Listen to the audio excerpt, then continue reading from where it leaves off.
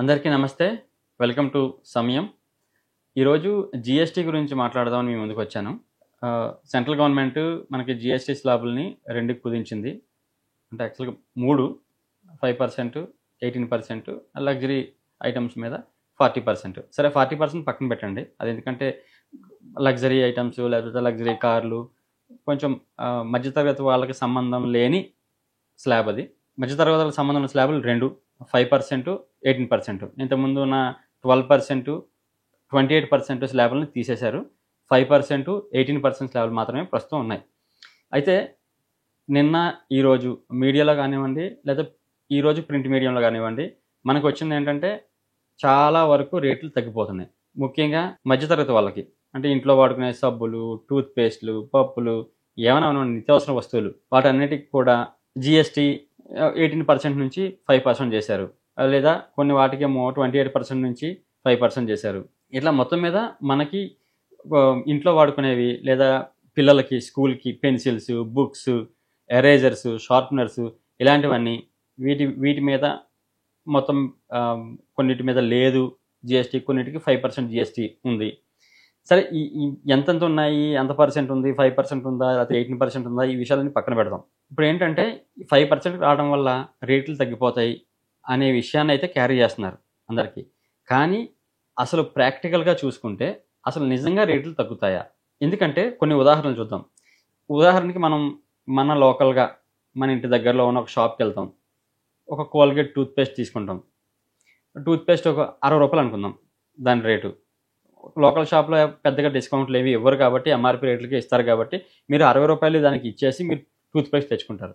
అప్పుడు ఎవ్వరూ దాని మీద 18% జీఎస్టీ ఉంది కదా అనే ఆలోచన ఎవరికి రాదు, మీకు కూడా రాదు, అంతే కదా. సాధారణంగా ఒక వ్యక్తి మామూలుగా వెళ్ళి టూత్పేస్ట్ కొని తెచ్చుకుంటే దీని మీద జీఎస్టీ ఎంత, సెస్ ఎంత ఇవన్నీ చూసుకోడు కదా. జస్ట్ 60 రూపాయలు అంటాడు, ఇచ్చేసి తెచ్చుకుంటాం. అదే డీమార్ట్ లేదా లోకల్ సూపర్ మార్కెట్కి వెళ్ళామనుకోండి, వాళ్ళు మనకి ఒక 3 రూపాయలు 4 రూపాయలు డిస్కౌంట్ ఇస్తారు. ఒక 55 రూపాయలకో 57 రూపాయలకో ఆ టూత్పేస్ట్ కొని తెచ్చుకుంటాం. అప్పుడు కూడా మనకి దాని మీద 18% జీఎస్టీ పే చేస్తున్నాం అనే సంగతి మనకు తెలియదు. ఎందుకంటే దాంట్లో ఎక్కడ మెన్షన్ చేయరు. మనకి బిల్లో కూడా మనం చూసుకుంటే ఇంత ఇంత జీఎస్టీ దాని మీద మనం పే చేస్తున్నాం అని చెప్పేసి చూపించరు. అలాంటిది ఇప్పుడు ఆ 18% 5% అయింది అన్నప్పుడు రేటు తగ్గిపోద్ది అని మనం అనుకుంటే అది పొరపాటు అనేది నా అభిప్రాయం. ఎందుకంటే ఇప్పుడు కోల్గేట్ కంపెనీ ఉందనుకోండి, ఆ టూత్పేస్ట్ని ఇప్పుడు దాకా 60 రూపాయలకి ఇచ్చింది. జీఎస్టీ 18% నుంచి 5% తగ్గినంత మాత్రాన అది ఎంఆర్పి రేట్లో పెద్ద మార్పు ఏం చేయకపోవచ్చు. ఎందుకంటే ఒకవేళ అదేంటి 5%కి వచ్చింది కదా, నువ్వు 2 రూపాయలు 3 రూపాయలు తగ్గించాలి కదా అంటే వాళ్ళు ఒక సమాధానం చెప్తారు. ఇన్ని రోజులు ఆ 18% జీఎస్టీ మేం భరించాం, ఎంఆర్పి రేట్లో కస్టమర్ మీద దాని భారం పడకూడదు అని మేమే ఇప్పటివరకు ఆ 18% జీఎస్టీ కట్టుకున్నాం.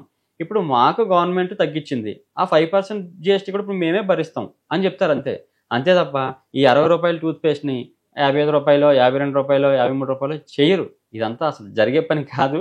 ఇంతకు ముందు కూడా మనకి ఈ ట్యాక్స్లో జీఎస్టీలో మార్పు చేర్పులు జరిగినప్పుడు కూడా ఇదే పరిస్థితి ఎదురైంది. ఇప్పుడు ఉదాహరణకి hair oil, shampoo, toothpaste, toilet soap, tooth బ్రష్లు, షేవింగ్ క్రీములు వీటి మీద ఇంతకుముందు 18% జీఎస్టీ ఉండేది.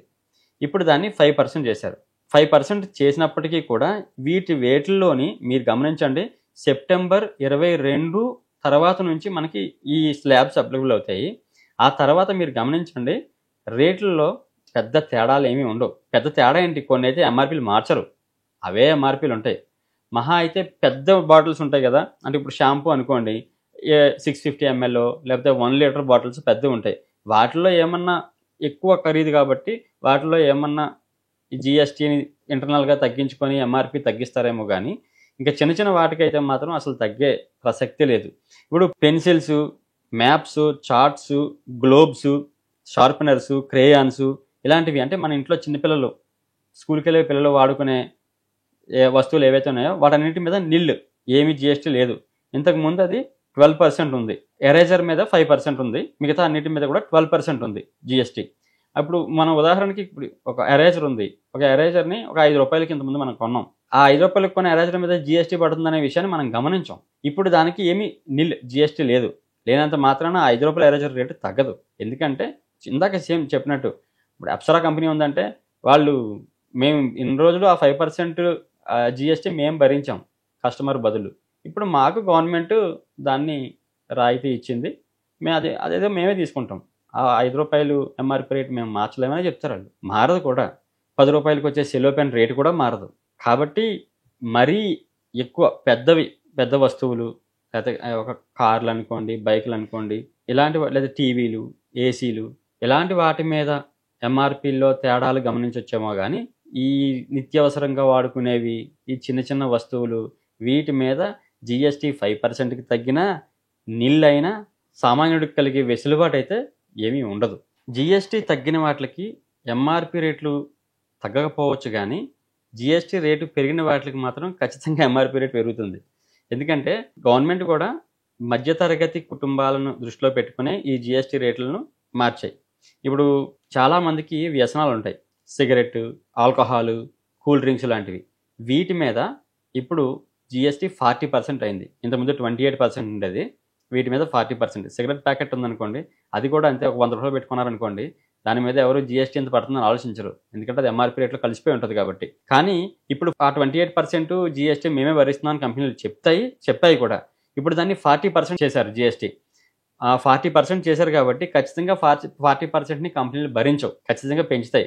కాబట్టి ఇందాక నేను చెప్పినట్టు ఈ పెన్సిల్స్, బుక్స్, షాంపూలు, సబ్బులు వీటి ఎంఆర్‌పీలో మార్పు లేకపోవచ్చు కానీ కూల్ డ్రింక్స్, సిగరెట్స్, ఆల్కహాలు వీటి మీద మాత్రం ఖచ్చితంగా రేట్లు పెరుగుతాయి. ఎందుకంటే 40% జీఎస్టీ దాని మీద అప్లికబుల్ అవుతుంది. వాటితో పాటు ఇంకా లగ్జరీ ఐటమ్స్ కూడా సేమ్ 40% అప్లికబుల్ అవుతుంది. కాబట్టి సామాన్యులు ఎవరు ఈ రాబోయే అంటే సెప్టెంబర్ 22 నుంచి ఈ నిత్యావసర వస్తువుల మీద రేట్లు తగ్గిపోతాయి అని మాత్రం ఆశలు పెట్టుకోవద్దు. తగ్గితే మంచిదే. కానీ తగ్గుతాయనే నమ్మకం మాత్రం లేదు. Thank you.